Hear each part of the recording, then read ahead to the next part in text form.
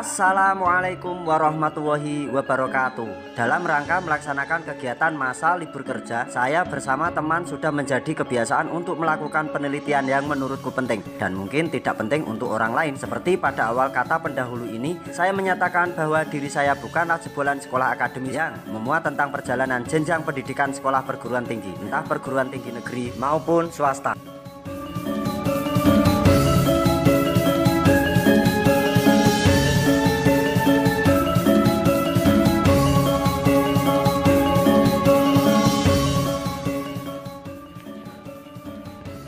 Kalau kita ke sana itu kita ke arah Dongjati, bisa sampai ke stasiun, bisa sampai ke Gubuk, bisa sampai ke Purwodadi. Tadi esok bro, jauh di sana ini bro. Aku tengah jalan tadi esok. Orang motor minggir.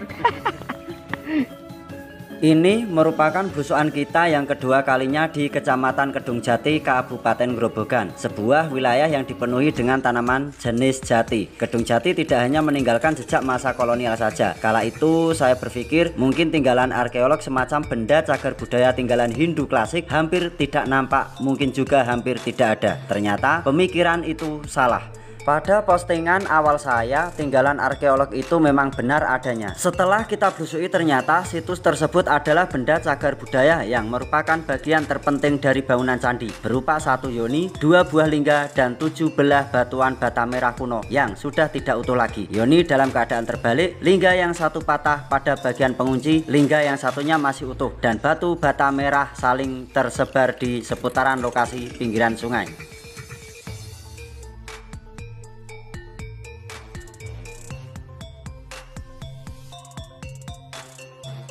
Alhamdulillah kita berhasil mendaki bukit.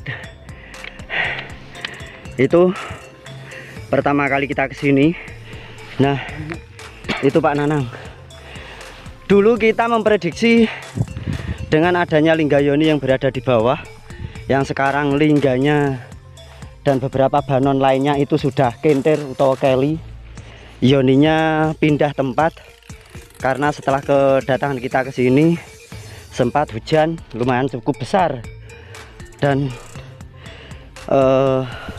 aliran sungai ini sampai menutup daratan yang sana itu. Aliran sungai masuk ke kebun warga. Yoninya masih cuma berpindah kisaran 15 meter dari lokasi awalnya.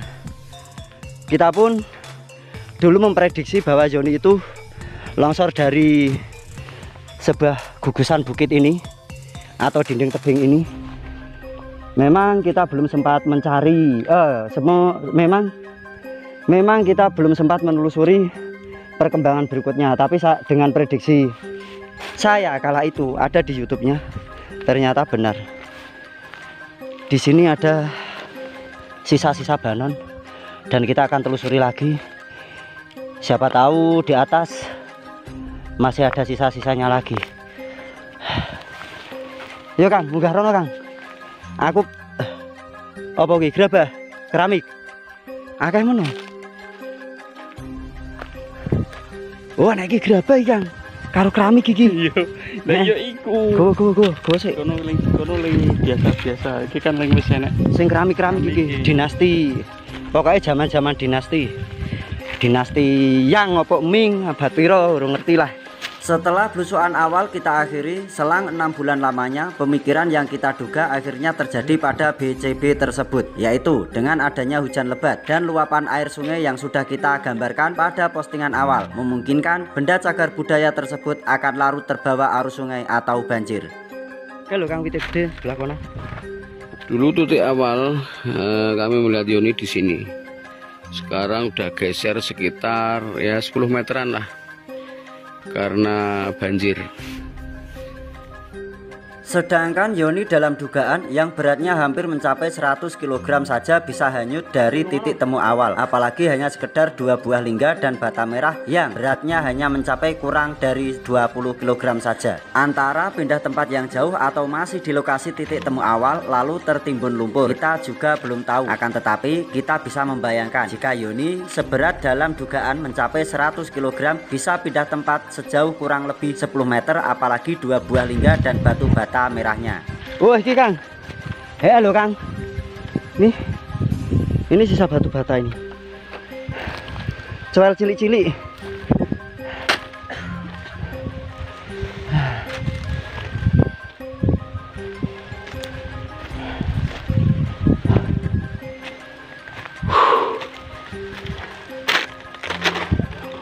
Remuk doan.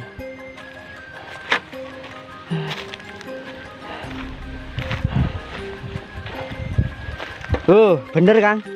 Ki, Kang. Loh. Ini batu bata lagi loh. Ini batu bata lagi. Coba kita cari lagi.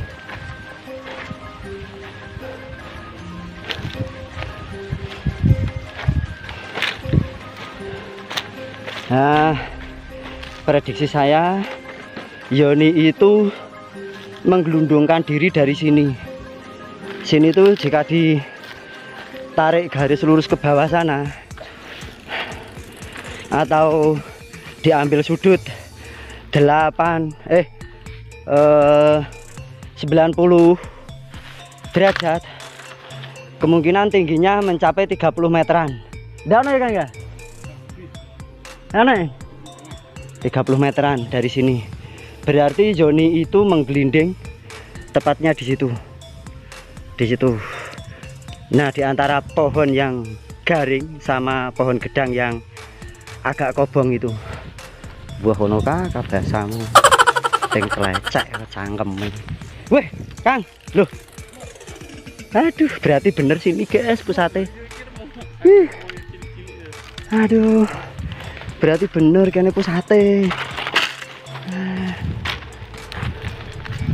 Berlanjut sampai ke puncak, bongkahan demi bongkahan batu bata merah berhasil kita temukan, hingga pada akhirnya temuan itu berlanjut dengan material bata merah yang utuh berada di dinding tebing bekas longsoran. Berarti perhitungan ini yang bener kek. Mesti candi ini bota bang sekok kene kiye. Aduh. Berapa po?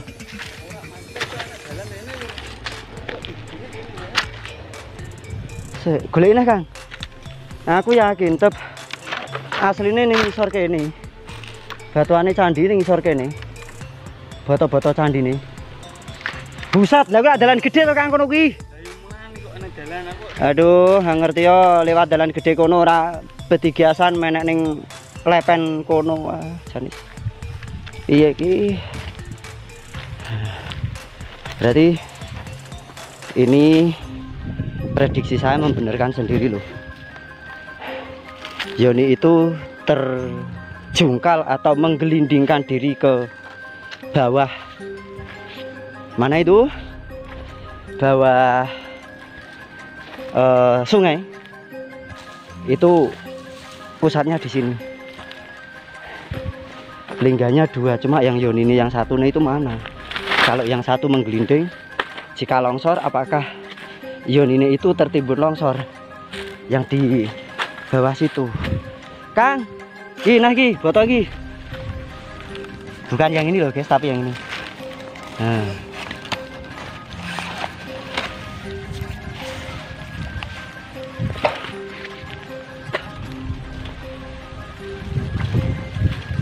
Wah, remuan foto tak pirang-pirang ki. Ini aduh gerobokan ini lah, ini terus ini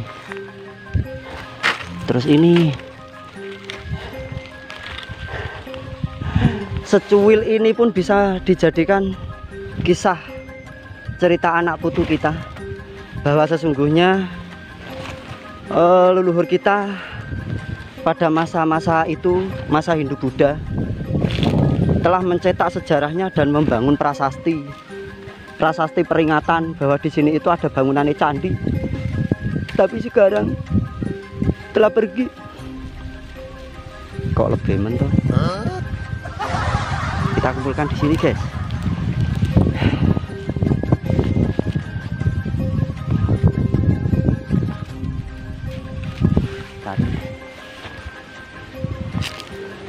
Ono ra, Kang?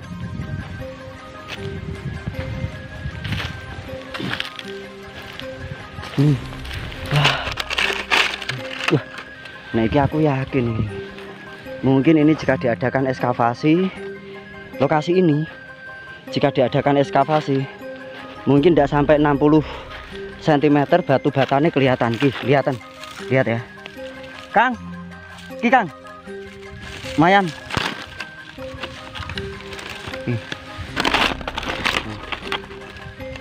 Ya, enggak. Berarti panjangnya cangkul petani itu berapa, lebarnya berapa. Sekali menggasruk saja sudah mendongkel batu bata ini.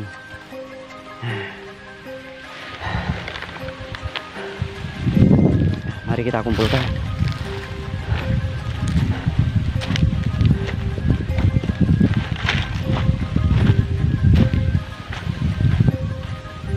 Kita kumpulkan di mari.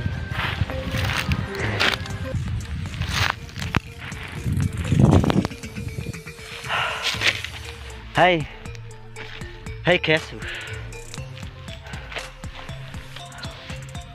radius sekitar 50 meteran dari titik temu keberadaan batu bata yang diduga dulu merupakan pusat tempat pemujaan kuno atau bangunan candi. Radius 50 meter saja kita masih bisa menemukan serpihan atau tugalan batu bata merah. Dan ini ini ada lagi nih. Dan kita menemukan lagi. Sebenarnya bahasa menemukan itu tidak boleh dipergunakan, tapi yes, piye cah esok ini kita masih berkeliling di seputaran Alas Jaten Kedung Jati.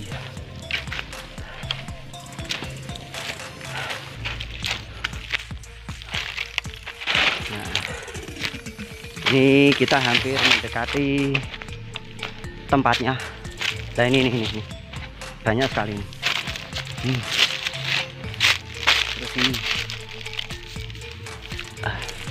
Nah, ini. Tanpa tidak dinyana-nyana bahasanya itu, remekan batu bata itu masih dapat kita jumpai. Nah, disinilah prediksi atau dugaan saya bangunan candi itu berada, karena di bawah sana, di bawah aliran sungai sana itu, uploadan saya pertama itu ditemukan Yoni 1. Weh, keren ya, bener toh, longsoran kok dhuwur toh. Nah, itu Kang Sono itu wes sedan wae Kang, foto-fotone Kang. Yes, keren. Berarti bener toh Kang, kok dhuwur kene toh. Ya Allah, iki. Alhamdulillah, seneng loh, walaupun produk Hindu kita itu tetap bangga loh. Iki, ya, mentah. Iki.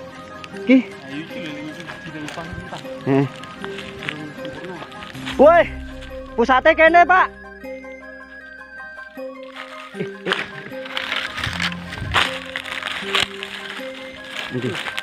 Ini godokno tak jual. Tak jual.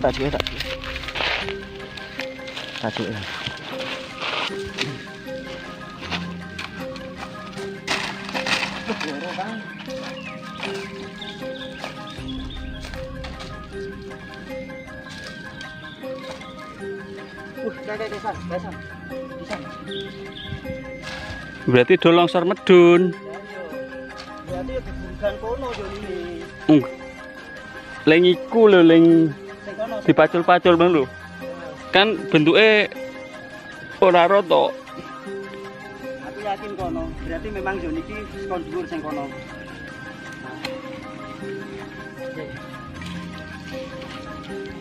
Angkat kok kayak gini kok enggak kayak gini kan? Kok kono sik werak kok iki. Ora masalah iki. Paling nek dhuwur kono Dipacul. Dipacul. Ya tenang. Tenang, angkat ning kono sik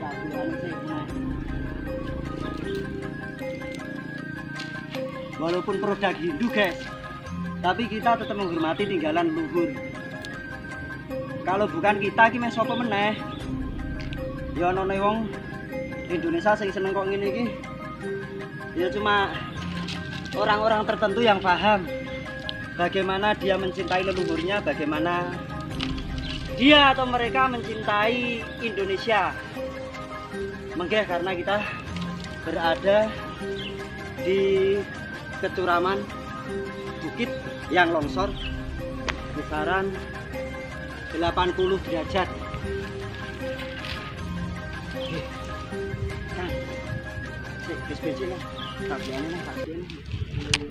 Pateni sik ya. Sebenarnya menurut saya pribadi tentang bangunan candi di wilayah Kedung Jati memiliki cerita khusus. Ciri khas cerita tersebut selalu dikaitkan dengan penyebutan tokoh anggota Wali Songo yang dikenal dengan sepak terjang beliau di dunia dakwah. Beliau bernama Kanjeng Sunan Kalijaga dan cerita itu pun sudah beredar dan dikemas rapi di wilayah-wilayah secara umum yang sudah kita kunjungi atau kita busui. Kamu di sana dulu, kamu lebih aman di sana. Nanti atau besok entah kapan saya pasti datang untuk kamu. I love you. Apalagi temuan bangunan tersebut menggunakan batu bata merah. Semakin yakin dan kental cerita rakyat yang selalu terkaitkan dengan tinggalan masa kejayaan Kerajaan Majapahit atau bangunan Masjid Wurung.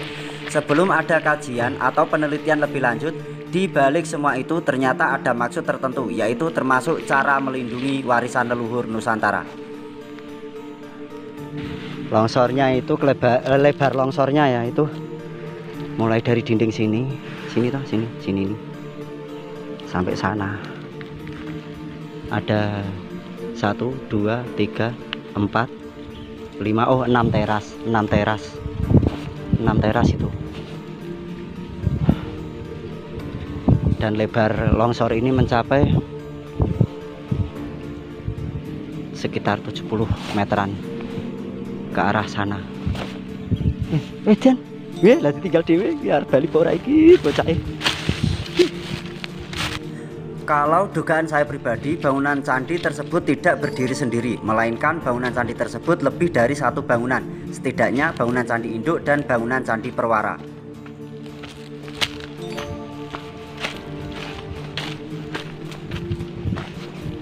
Alah, oke Pak. Loh Pak, mbok tangklet-tangklet bapak kae, mbok menawa ngerti sejarah.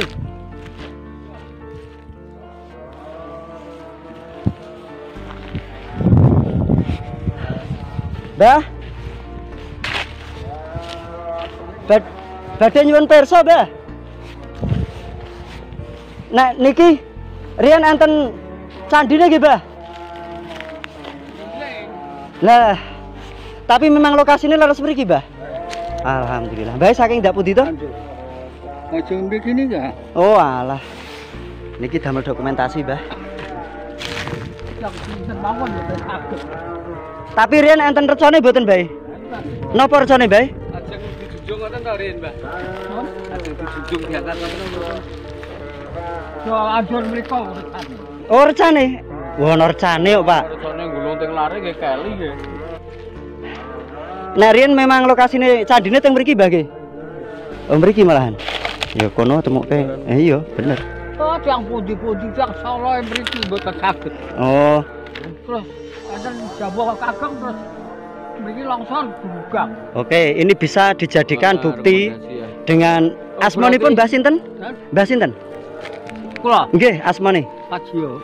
Mbah Pajio sebagai saksi Jika ada pertanyaan kenapa dugaan abang yang ganteng satu ini kuat sekali sedangkan kondisi bangunan belum berwujud dan belum pernah diadakan ekskavasi? Jawaban saya, kalau sekedar dugaan boleh kan? Karena kuatnya dugaan bisa menguatkan antara dugaan tersebut benar-benar kuat atau dugaan lemah. Silahkan nanti dicocokkan dengan analogika masing-masing ya. Dugaan saya yang pertama, pada postingan awal bagian terpenting bangunan candi ada 2 pasang antara 2 lingga dan 2 yoni. Walaupun secara fakta di lapangan yoninya yang satu belum nampak atau belum kelihatan sama sekali. Kuat dugaan saya kenapa yoni ada 2, karena tidak mungkin jika keberadaan lingga ada 2 lalu yoninya cuma 1 saja, dan tidak mungkin jika 1 yoni ditancapkan 2 buah lingga. Sedangkan lubang pengunci lingga yang terdapat pada penampang atas bagian yoni hanya 1 saja. Bangunan candi itu tidak sama seperti halnya bangunan candi pada umumnya yang memiliki badan, atap yang lengkap dengan ragam hias seperti kemuncak atau ratna.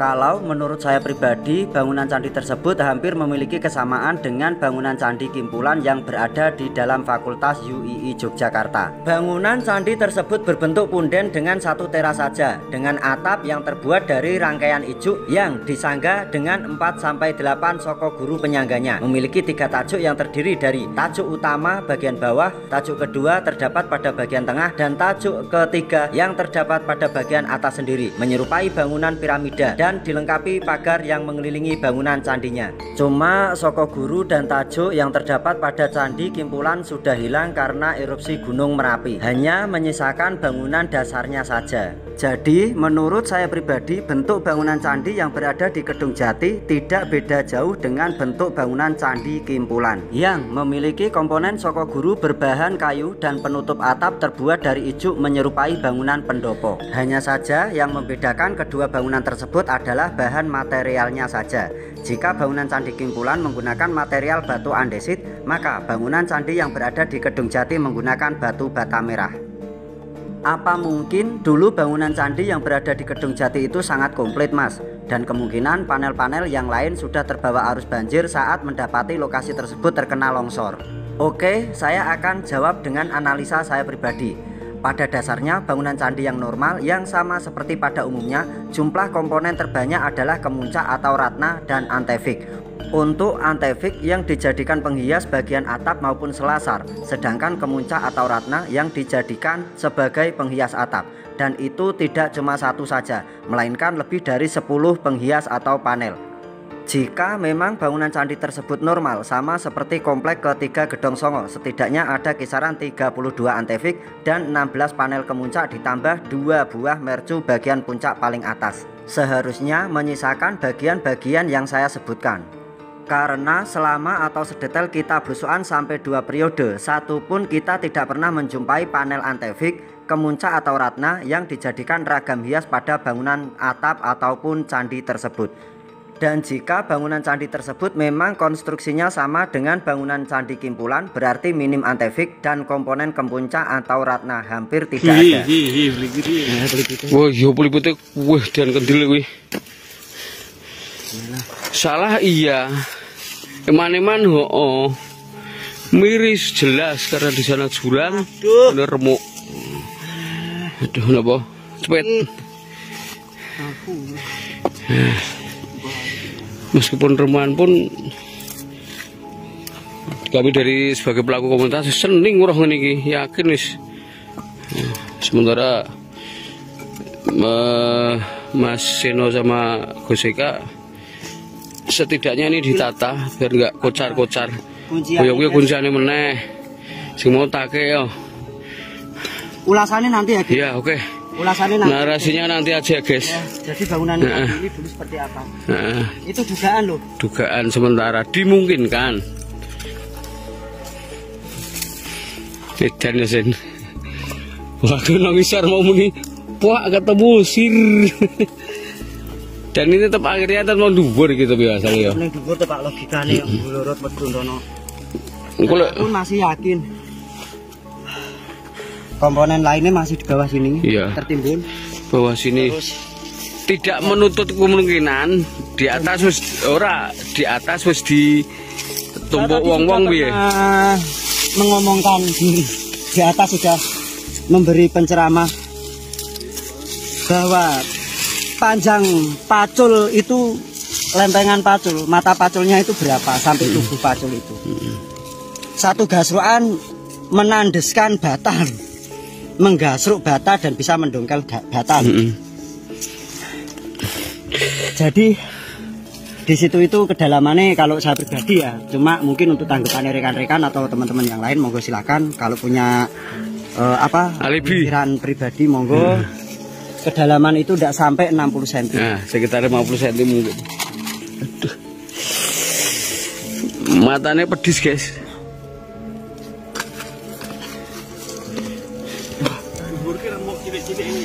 Soalnya kantem alat pertanian kok digarap.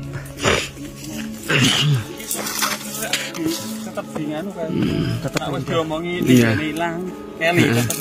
Segera, harusnya segera. Percuma di bolong pusat tuh. Kocote ngorong, guys. Iya, mungkin Kak. Wah, sugi mau kebak turai sak mono tok iki kancane dilegrek tenan aku iki lho iki. Baterai turai sak mono tok. Oke guys, nah, kita masih di ceruan atau jeglongan atau yang disebut dengan galengan. Aku sih Pak Jidan sih Pak. Oke, di galengan atau di bekas longsoran tanah. Tadi itu kita ukur kisaran 30 meteran ya dari atas. Tadi kita ukur. Tapi setelah kita timbang bolak-balik adalah sekitar 50 meteran. Jadi batu batanya sengaja kita toto ulang di sini, sengaja kita golein. Kenapa saya golein bersama teman-teman? Ya nanti kalau kita biarkan bata-bata merah ini akan teruruk longsor. Hancur. Hancurnya kemungkinan tidak, tapi akan hilang tertelan bumi. Bahasa aneh keren. Hilang tertelan bumi, dan kita sudah tidak bisa menceritakan kepada anak cucu kita nanti. Cuma sekedar batu ini loh, kita bisa bercerita ngalor ngidul tentang keindahan, keelokan. Seperti apa keseruannya? Keelokan. Kita lihat nanti ya. Warisan leluhur kita yang sini Gus Dansuk kita lihat. Ono nganune Pak, ono pelangi nih. Ono pelangi nih. Oh iya. Iya. Jadi ini di mau gulai ini. Aku. Gulai ini, pelangi nih. Urung. Saya foto Pak. Mumpung pas ganteng-gantengnya aku. Urung. Saya Pak, dadak ngene-ngene yo. Muga tertangkap kamera ya pelanginya ya. Oh, tertangkap. Nah, kita lanjutkan. Ini leluhur kita sudah menciptakan demikian. Jadi untuk cerita anak cucu kita ke depan nih. Ya. Dan ini bata kuno ya lur. Untuk kocok-kocok gerobokan ya, yang senang sekali dengan situs-situs cagar budaya atau tinggalan sejarah. Yuk bangkit saatnya. Yuk bersama-sama yuk kita belusukan di daerah Anda, daerah Grobogan. Sejarah. Situs-situs bersejarah bisa dipertanyakan tentang pemakaman supaya kita sinau bareng, kita belajar bareng. Situs-situs suatu candi. Enggak mulu-mulu lur, ketika blusane sangune wedang putih sangat berharga. Wis entek ndi sing jimo wae. Sudah Pak, kita tutup ya. Sudah kita tutup ya Pak. Sudah habis 3 gini, yang satunya di bawah. Wedang putih lur, ora rasane legi-legi apa piye. Tumbasnya nggih, Mbah. Oke, kita akhiri jejak atau ekspedisi sejarah kita di mana ini Pak? Jangan di Kedung Jati, desanya jangan. Kedung Jati, Kabupaten Grobogan. Di sini pun jenis sebenarnya banyak tinggalan masa kolonial. Banyak sekali. Kita yang lebih penting ini dulu. Sementara kita titip ini dulu. Ada berapa tumpuk ini? Banyak ya, meskipun ini cuma pecahan-pecahan, tapi ini bukti sejarah. Ini bukti sejarah kita. Kita bukan saya, tapi kita. Hei kita, kami, bukan saya. Dan penjenengan. Bukan kita kami. Tapi penjenengan juga. Kang Senoki cekel kamera angel ora umum. Ngodak ngadeg. Ngerti ora ngunjuk Pak. Ketemu Pak. Jan anakku sing jimbo. Iku enek siji ning ancen ora tak wahi. Ben ngerti posisine ngono. Oh sing iki. Iya, Di sini Oke guys, Turunnya sing telu guys ben kono sih. iya. saya tutup. Akhir kalam. Wabillahi taufiq wal hidayah. Wal afu minkum. Assalamualaikum warahmatullahi wabarakatuh. Jangan lupa like, komen, dan subscribe. Makili Kang Fikri, play. Sangir alur.